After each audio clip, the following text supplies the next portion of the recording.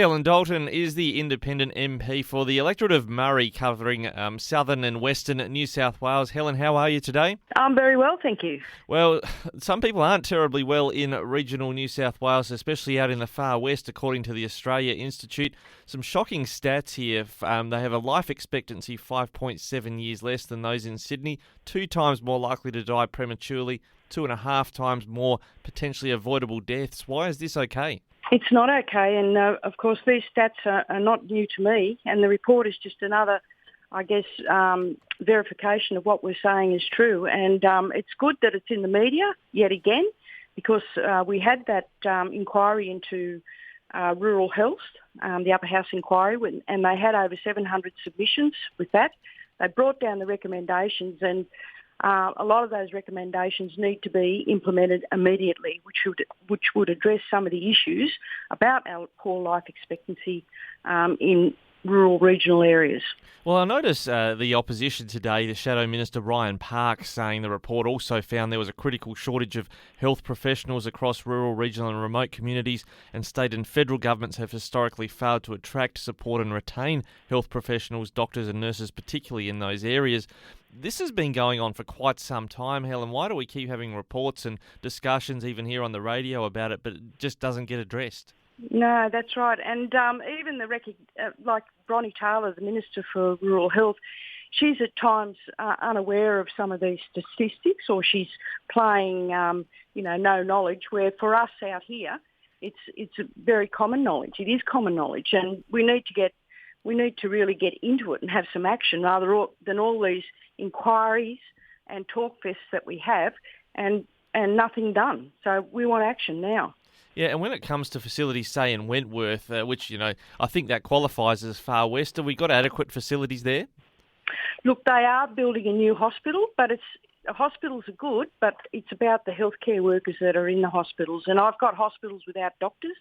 Leeton is a point in case where they haven't got a permanent full-time doctor at the hospital, and that population around Leeton is about 12,000 in the town, and of course it caters for a larger, wider area. And I find that just absolutely unacceptable. So it's not just about the new buildings and what they can do with the money, but it's about attracting healthcare professionals into those areas, those rural areas. And even today on the news, the paramedics, many of the paramedics in the seat of Murray that are coming for a job, say at Deniliquin or Griffith, are sleeping in tents or in caravan parks where really the accommodation is not good enough for them, for their high-pressure jobs. Yeah, that's been another one we've talked about before, and it's not just in New South Wales, all across regional Australia. The shortage of appropriate housing is a serious challenge as well. Is there enough happening, or is there something you're advocating for and you're campaigning for Murray to address the housing shortage in the region? Yes, look, we've had housing forums. We're trying to break the deadlock.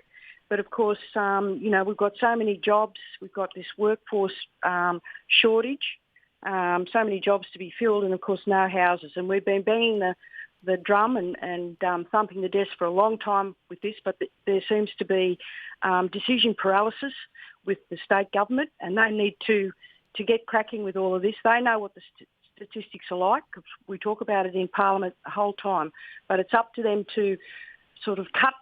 The first thing they could do is to cut red tape and start putting some common sense back into some of the problems that we have. They just seem to have no ability to sort the wheat from the chaff. Well, when it comes to the wheat and the chaff, we have been following closely, and you and I have spoken plenty of times about the Murray-Darling Basin plan. Now, there is a June 2024 deadline looming, and something that's just come across my desk from their Chief Executive, Andrew McConville, indicates there's been only minor movement in some of the indicators, with plenty of elements at risk or unlikely to be achieved by the deadline. What do we need to do with the Basin plan? Well, I have spoken to Tanya Plibersek. I met up with her in Canberra, and she needs to meet with stakeholders and not just a select few that she seems to just interact with. And there are some things that we can do, and you're talking about the 450 gigalitres that needs to come out of productive ag in our region, and if that comes out of productive ag, that will really gutter some of our towns with where water leaves our districts, and of course that means that those towns that are left are likely to lose their services, and it basically leads to hardship. So she needs to come to the table and talk about it. I've come up with a few ideas where it won't impact on productive agriculture, and there doesn't seem to be any movement with her. She's hell-bent on taking that 450 out from communities, and I guess it's my job to keep interfacing with her, even though she's reluctant to meet with me. But she's reluctant to meet with a lot of people that have the knowledge about how we can sort this out. But it was a shame that the missed opportunities with the Coalition in New South Wales and Coalition federally, why they didn't get their heads together a few years ago, because we know that this is looming, and sort it out. And there are solutions that we need to do. And one of them is to have what they call complementary measures, where instead of taking 450 gigalitres out, that we look at environmental outcomes. And right now we're seeing carp numbers explode through our rivers.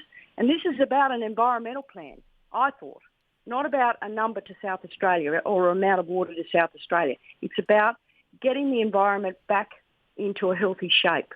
And there's lots we can do. Now, someone who, one of the New South Wales Nationals, Michael McCormack, the federal MP for Riverina, has talked about raising the Wyangala Dam wall. I think you might have had a view on that one in the past, but are there other dams or projects you think could be explored to find or keep the water back for not only flood mitigation, but for the drier periods?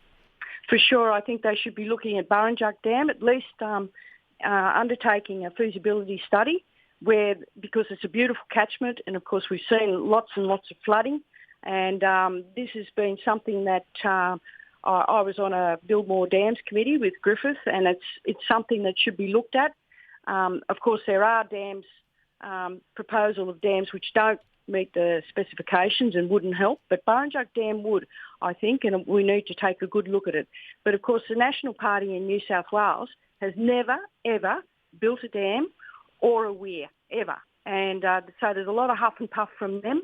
And again, they need to sit down and really start undertaking some action rather than just walking around and scratching their heads. Now, this Burrinjuck Dam raising, I mean, how much higher are you saying we would raise it? What sort of capacity would there be potential in your view? We could quadruple the size of the dam, and without too much impact. And of course, that would secure ag production for a growing population.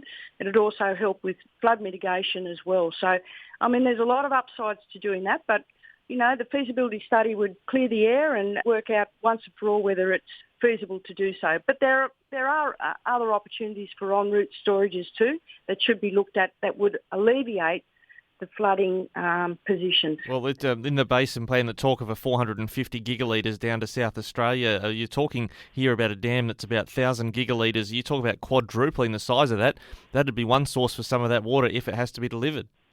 Well, it could be, and of course, you know, there are other measures that we could take as well. So I'd like to see it all out on the table, and the naysayers to sort of clear their head, delete what's in their head, and actually have a good hard look at this. I mean, we built these dams, or our forefathers did, years ago, and you can see the results of that. We've had fantastic, like around Griffith and Leeton and Colliambly, they're purpose-built places, and they provide a lot of food for the nation and a lot of money for the nation and the state as well, because we add to the coffers. And I think we can do better than what we're doing without impacting on the environment. In fact, we should be able to enhance the environment as well if we can undertake some of these, what I call complementary measures, such as carp control and thermal pollution control, because they do the releases at the bottom of the dam where it's cold, and of course the cold water pollution really favours carp numbers and not our native fish. So there's a lot of work that we can do. And you've been a strident critic of what's happening in the northern basin. You're from the southern part of the basin. I notice here Water Minister Kevin Anderson has declared that all 20 of their water resource plans have now been resubmitted. This has been a lingering problem within the basin states about New South Wales getting their water plans in. But he says, and I quote, 3 surface water plans, Border Rivers, Guida and Macquarie, are even more significant because they reflect the historic floodplain harvesting reforms that protect the environment and downstream communities by keeping this activity within legal limits. Is that what's actually happening? No, not at all. The New South Wales government introduced a regulation again on a Friday afternoon. This is about the fifth time that they've done this, and allowing licences to be given out. And of course, a lot of those licences will go to corporates and foreign corporates at that. And so that the extraction of water or floodplain harvesting will exceed the limits. We know that for sure.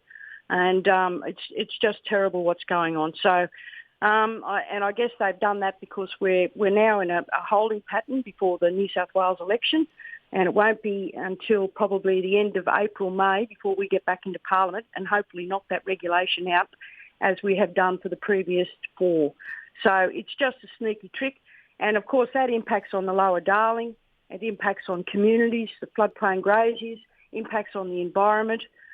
If you're extracting so much water that the Darling River stops, then, there's something terribly wrong with that, and it's not within the law. Well, Helen Dalton is the independent MP for Murray and a candidate for the seat in the coming election in late March. Thanks again for joining us today, Helen. No, thanks so much, Ricky.